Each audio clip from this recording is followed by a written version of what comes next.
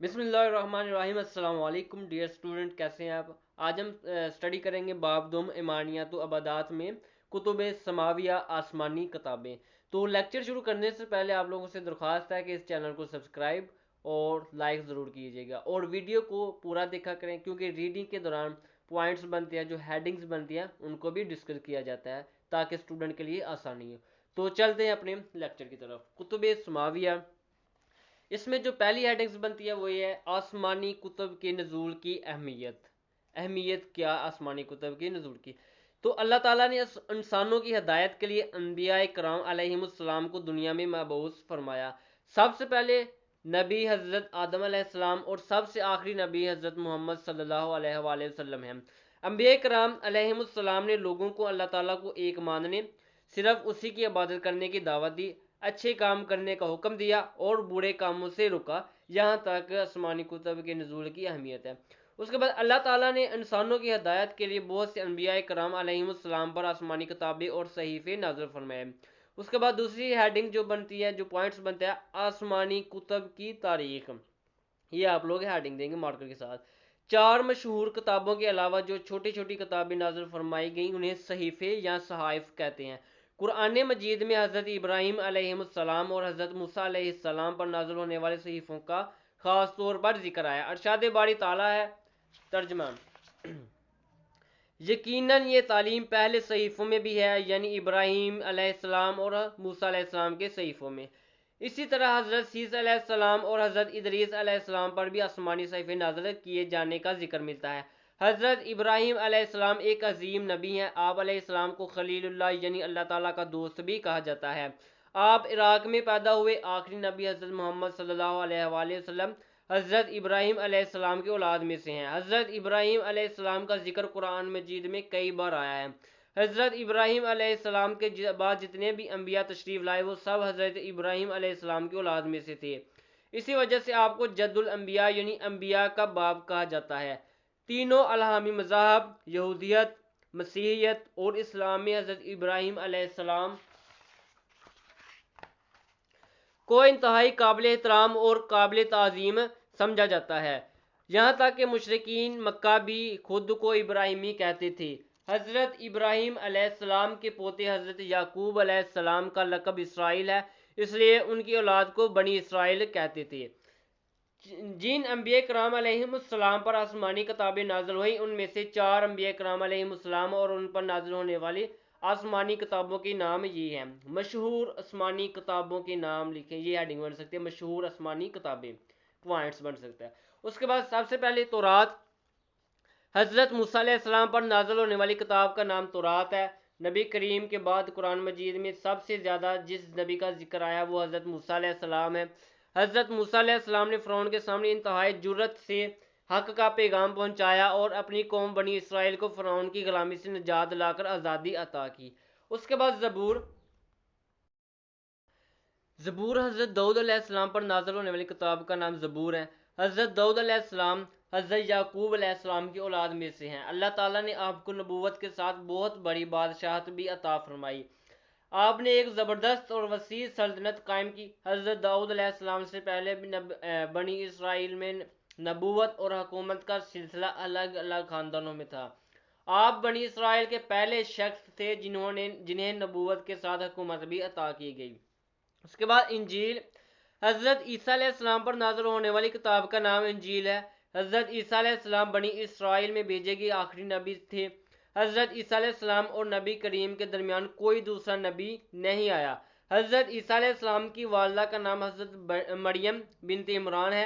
हज़रत ईसा अलैहिस्सलाम का लक़ब मसीह, अब्दुल्ला और रूह अल्लाह है और आपकी कनीयत इब्ने मरियम है। आप अलैहिस्सलाम का एक लक़ब कलमतुल्लाह भी है, कुरान मजीद। उसके बाद हज़रत मोहम्मद रसूलुल्लाह सल्लल्लाहु अलैहि वसल्लम पर नाज़िल होने वाली किताब का नाम कुरान मजीद है। ये आखिरी आसमानी किताब है। अल्लाह ताला ने हज़रत मोहम्मद सल्लल्लाहु अलैहि वसल्लम पर दीन इस्लाम की तालीमात को मुकम्मल कर दिया है, इसलिए इंसानों की कामयाबी और नजात का वाहिद रास्ता कुरान मजीद पर अमल और नबी करीम की अतायत है।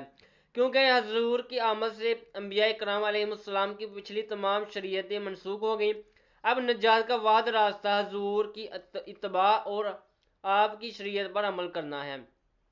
اس کے بعد ہیڈنگ بنے گی، جو پوائنٹس بنتا ہے مشترکہ تعلیمات، آسمانی کتب میں مشترکہ تعلیمات، تو اس میں ہم دیکھیں گے تمام آسمانی کتابوں میں یہ 3 عقائد موجود رہے ہیں: عقیدہ توحید، عقیدہ رسالت اور عقیدہ آخرت۔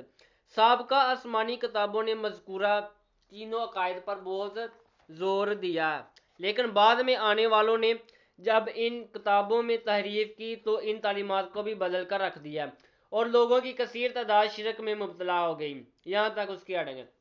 اس کے بعد ان عقائد کے ساتھ ساتھ عبادات میں سے نماز، روزہ اور زکوٰۃ کا ذکر بھی سابقہ آسمانی کتابوں میں موجود رہا ہے، البتہ ان کے طریقہ کار میں فرق کسی نہ کسی طور پر موجود رہا ہے۔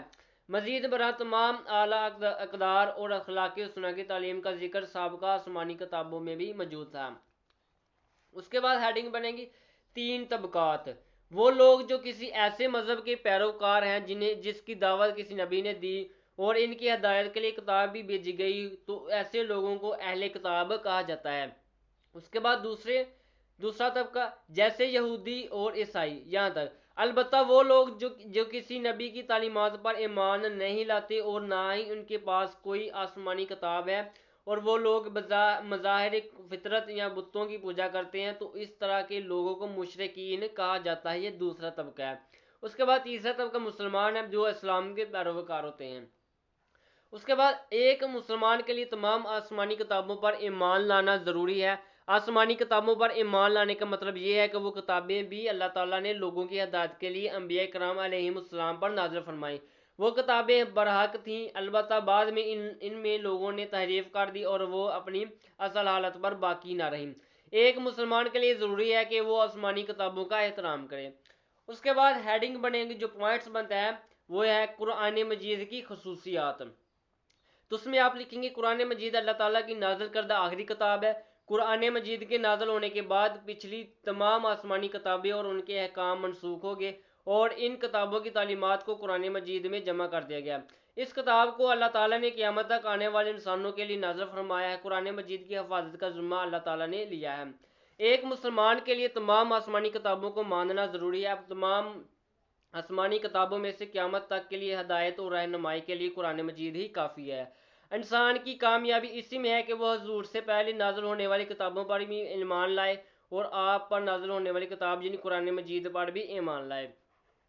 اگر ایک شخص قرآن مجید پر عمل کر لے تو گویا اس نے تمام آسمانی کتابوں پر عمل کر لیا۔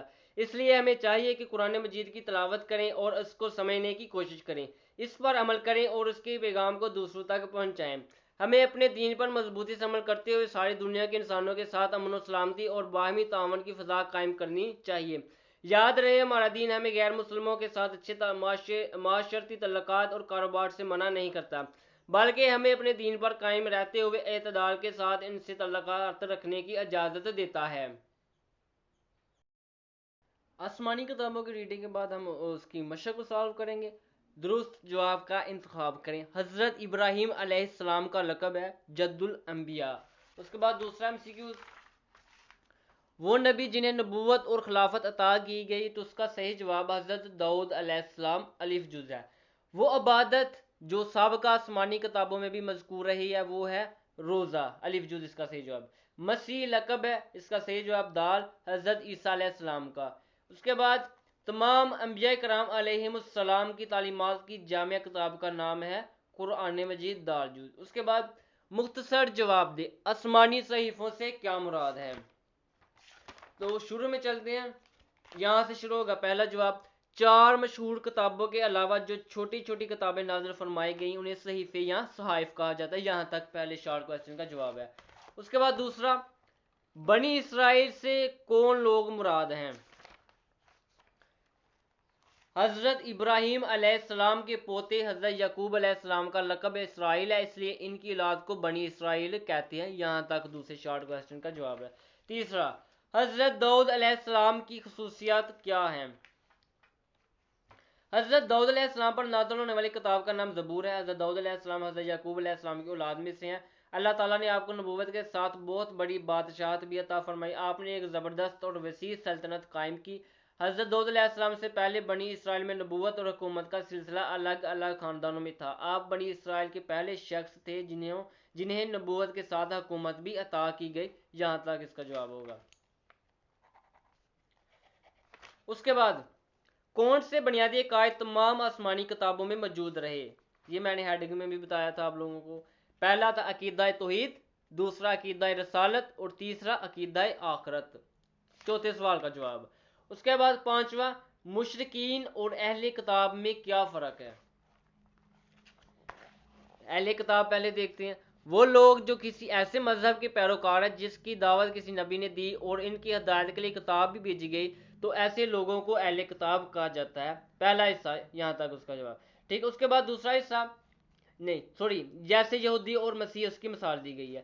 البتہ وہ لوگ جو کسی نبی کی تعلیمات پر ایمان نہیں لاتے اور نہ ہی ان کے پاس کوئی آسمانی کتاب ہے، اور وہ لوگ مظاہر فطرت یا بتوں کی پوجا کرتے ہیں، تو اس طرح کے لوگوں کو مشرکین کہا جاتا ہے۔ یہاں تک پانچویں سوال کا جواب ہے، ٹھیک ہے، جس میں اہل کتاب کی تعریف ہے اور اس کے بعد لاسٹ میں مشرکین کی تعریف کی گئی ہے۔ اس کے بعد ہم چلتے ہیں تفصیلی جواب دیں۔ کتب سماویہ یعنی آسمانی کتابوں پر ایک جامع نوٹ لکھیں۔ جامع نوٹ ہے، اس میں ہم بتائیں گے کہ کب یہ نازل ہوئی، کس لیے نازل ہوئی، کون سی آسمانی کتاب آئی ہے، کس نبی پر آئی ہے، اس کی اہمیت کیا ہے، اور اس میں کون سے عقائد جو جمع کیے گئے، جو ان کو مانتے ہیں ان کو کیا کہتے ہیں، اور جو ان کو نہیں مانتے ان کو کیا کہتے ہیں۔ تو اس حوالے سے اس کا جواب بنے گا ہمارے پاس۔ اللہ تعالیٰ نے انسانوں کی ہدایت کے لیے انبیاء کرام علیہ السلام کو دنیا میں مبعوث فرمایا۔ یہاں سے شروع سے لے کر ہم کریں گے اس کا جواب یہاں تک۔ ایک مسلمان کے لیے ضروری ہے کہ وہ آسمانی کتابوں کا احترام کرے۔ یہاں تک اس کا جواب ہوگا، جس میں آسمانی کتابوں کا نزول، اس کی اہمیت ہے، کون سی آئی گئی ہیں، اس میں مشترکہ تعلیمات کیا ہیں، جو ان کو مانتے ہیں ان کو کیا کہتے ہیں، جو نہیں مانتے ان کو کیا کہتے ہیں۔